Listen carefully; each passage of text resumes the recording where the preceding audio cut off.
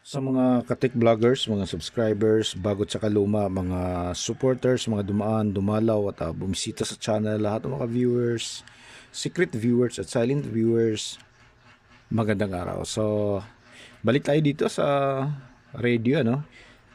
4-band radio. Ang complaint nito ay walang power. So, saksak natin. So, walang power, oh. Ayun siya. Walang power, tapos ang type ng ano nito, ang type ng power supply na ginagamit nito ay capacitive power supply. Ayan, oh. So ito yung modelo ng ano bang brand nito? To, Lavicia. Ito yung modelo ng Lavicia na madalas nasisira yung LDO niya, yung maliit na regulator. Bakit nga ba? Bakit nga ba madalas masira? Madalas masira yung regulator nito. Yung ganitong modelo na gumagamit ng capacitive power supply, capacitor, kung ikumpara natin dito sa ganitong modelo na gumagamit ng linear power supply. Okay? So, yung mga gumagamit ng transformer, low frequency transformer, hindi pa tayo nasiraan. Pero ito lang talaga madalas. Yung ganitong modelo lang. Bakit? Kasi ito, ang papasok dito ito yung AC niya, no? Ayan, no, yung input niya. Papasok siya dito sa capacitor. After sa capacitor, papasok dito sa kanyang bridge diode. Okay? Yun yung bridge diode niya. Tapos ito yung input, ito yung out. So yung out niya, ayan, magkakaroon ng out dito around 300 volts. Ang problema kasi nito, hindi isolated yung kanyang ground. Okay? So hindi isolated yung ground. Ano ba ibig sabihin ng hindi siya isolated? So yung ground na nanggagaling dito sa kanyang bridge diode na 300 volts, yun pa rin yung ground na ginagamit dito sa pangkalahatan. So direkta siya, ayan, oh. Yan, direkta papunta rito. Tapos yung positive naman nito out para mag-reduce yung kanyang voltahe. Okay? Nilagyan siya ng 5 volts Zener diode. Okay? So, magda-drop yan. So, ang papasok dito sa circuit, mababa na lang, 5 volts. Okay? 5 volts na lang yung papasok dito. Kaso, yung ground, ganun pa rin. Nakadirekta siya papunta dito. Kaya, kahit na 5 volts siya, pag hinipo mo yung circuit, pag nahawakan mo yung ground, may nangangagat. Okay? Dahil yung kanyang ground ay hindi isolated. Tapos, ang taas ng ripple nito, ito yung dahilan kung bakit itong regulator natin, itong LDO natin na regulator, madalas masira. Okay? Dahil sa ano yan, siguro, yun nga, sa taas ng ripple, tapos siguro mga voltage strike. Kaya ito tatandaan nyo to, lagi nasisira to. Kung hindi shorted, open, minsan kitang-kita mo talaga yan, nasusunog. Okay, so ito subok natin para makita nyo, no?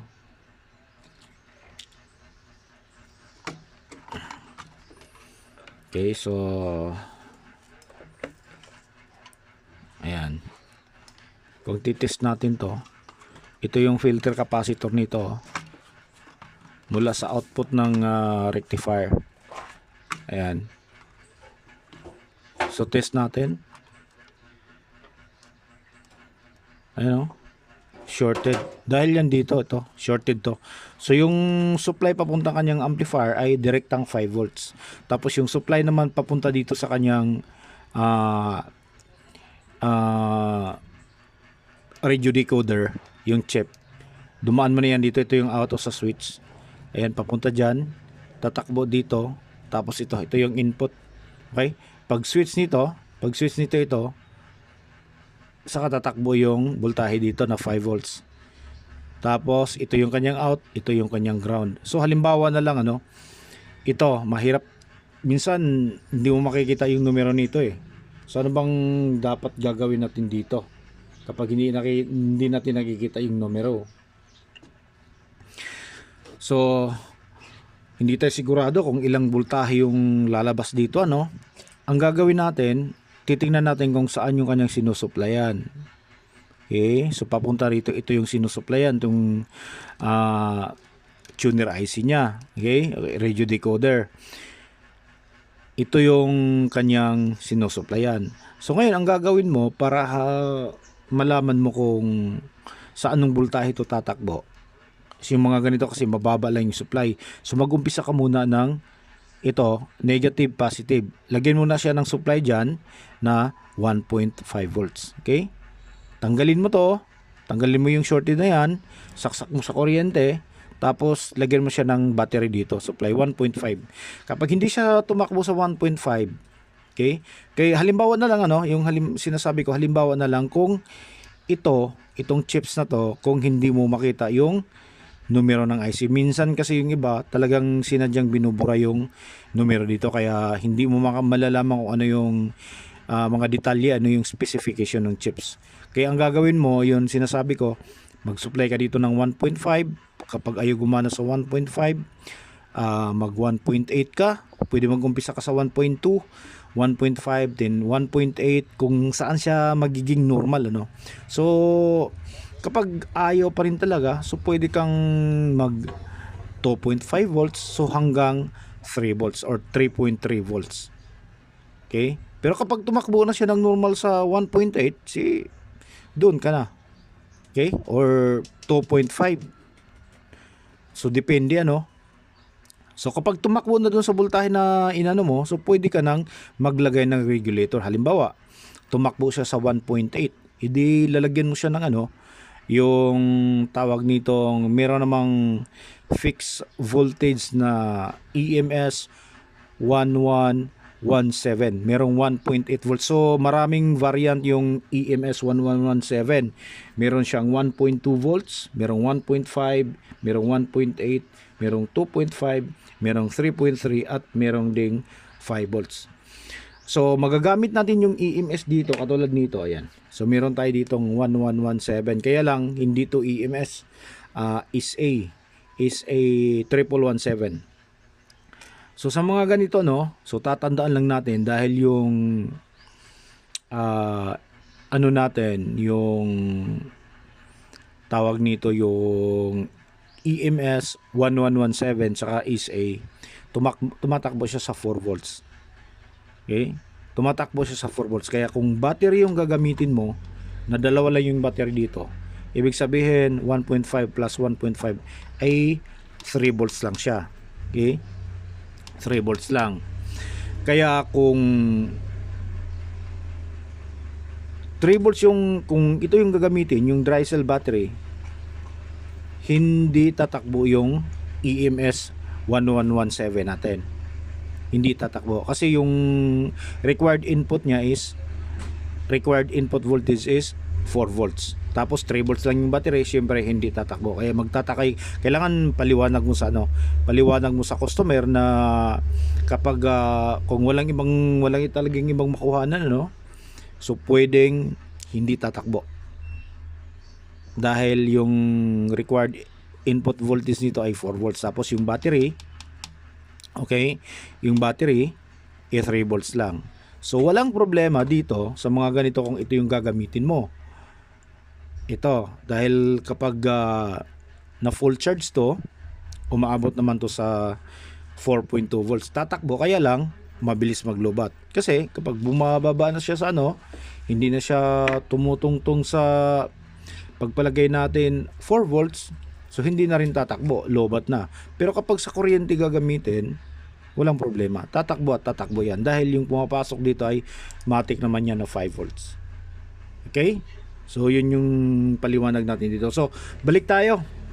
Okay? So dito, na-pinpoint mo na. Halimbawa, nag-supply ka ng 1.8 volts or 2.5, gumana siya ng normal. Okay?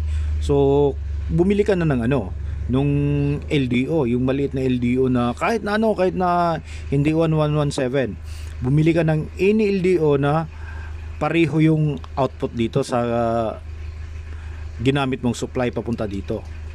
Okay, so bumili ka ng LDO na regulator na 1.8 or 2.5 dahil nung halimbawa gumana naman siya sa 1.8 or 2.5 na ginamit mo dito. So yun din yung regulator na bibilhin mo. Kasi kung titingnan mo yung numero dito, nako, sakit sa ulo abutin mo dahil minsan hindi mo makita yung numero, tapos yung minsan meron, kapag i-google mo naman, hindi kilala yung numero, walang lalabas. Kaya yun yung mga tips ko. Una, sabi ko, okay, ulitin lang natin, kuhanin mo yung specs dito, itong chips na to. Kung makikita mo yung numero, tingnan mo kung ilan ba yung supply voltage niya. Pero kapag hindi mo makikita, hindi mo makita yung numero, burado, o kaya hindi mo makita sa Google yung numero, ang gagawin mo dyan, inuulit ko lang to, ang gagawin mo dyan, magsusupply ka dito. Mag-umpisa ka sa 1.2 or 1.5 volts hanggang 3.3. Kapag nakuha mo na yung tamang supply na tumakbo to, yun yung regulator na bibilin mo. Okay? So ngayon, ayan siya. Susubukan papakita natin sa inyo kung paano, no? Ito, dahil shorted to, tatanggalin natin to.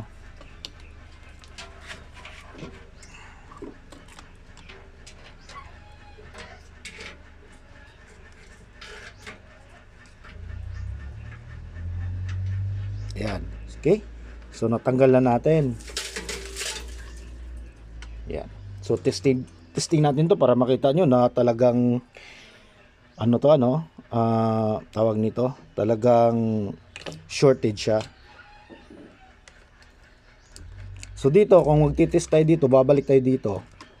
Okay? Okay, ayan wala nang short. Okay? Hindi na siya shorted. Pero ito, pag dito ka, ayan sa dalawa pa lang shorted na Ayan, shorted. Okay? Okay? So shorted talaga to. Ngayon, ano bang gagawin natin? Ngayon, isi-share ko sa inyo, susubukan nating ikabit to. So magkakaiba yung package nila. Kung titingnan nyo, maliit yung isa, ito malaki. So magkaiba yung package, magkaiba din yung pin out. Kaya kung ito, dito siya, itong original niya ay sa original niya, ito yung kanyang input. Sorry. Ito yung kanyang ito yung kanyang input, ito yung kanyang ground, at ito naman yung kanyang output. So focus nyo na lang So dito naman sa ipapalit natin na 1117, ito yung kanyang ground, okay? Ito yung kanyang ground, o kung adjustable yon, ito yung kanyang ground tsaka adjust.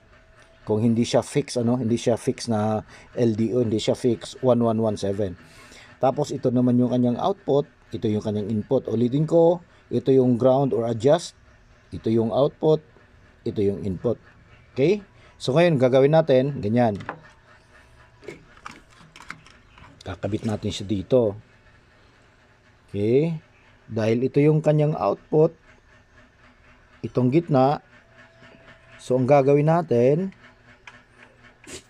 gaganyanin siguro natin So ito yung input ito yung pinaka-input niya, yan ito yung pinaka-input niya. So gagawin natin dito, gaganyan natin, tutuwad natin to.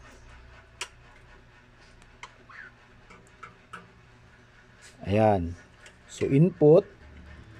So temporary lang muna para makita nyo, malaman nyo kung gagana ba talaga o hindi. Ayan. So temporary lang muna natin to.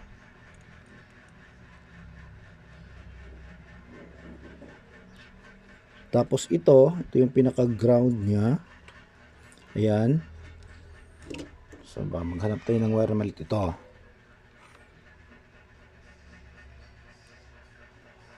Ayan. So kabit natin sa ground. Ito yung pinaka-ground niya. Okay? So ulitin natin yung hinang.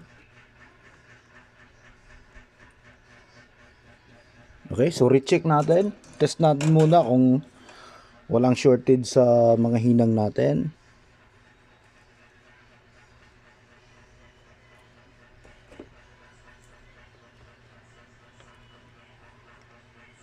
Okay, wala. So try natin. Ngayon, subukan natin Baliktarin natin siya, tapos saksak natin. Saan ba yung ano natin? Ayan, so wala tayong edit, hindi natin ini-edit para talaga makita nyo dire-diretso yung gawa natin kung ito ba'y totoong gagana o hindi. Ayan siya, nag-power na siya, oh. Ayan. Okay? Ayan. So, nasa FM station na siya. Subukan natin dito sa AM. Ayan.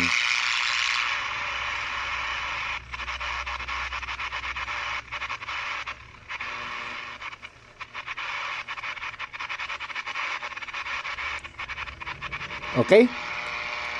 So meron na siya. So ngayon, hindi mo gaanong mapapalinaw yung ano nito, yung EM kapag hindi mo ginamit yung kanyang battery. May sariling battery to, rechargeable to eh.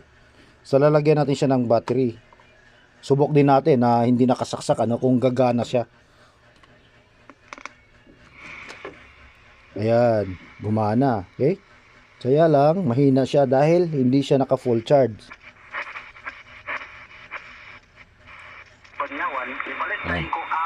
Okay?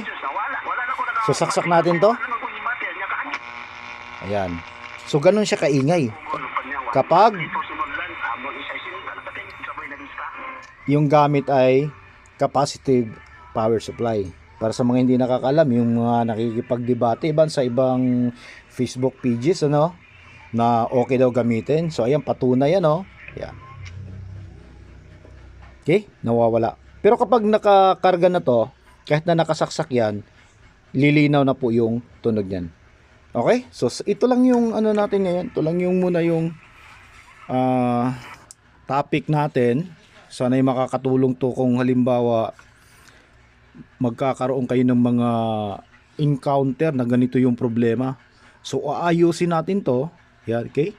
Aayusin natin yan. Tapos, sa susunod na video, ipapakita natin yung final na hitsura natin kung saan natin to ipipwesto at paano natin to ipipwesto na hindi masagwa din yan. Okay, so hanggang dito na lang siguro tayo. So maraming salamat. God bless at bye-bye.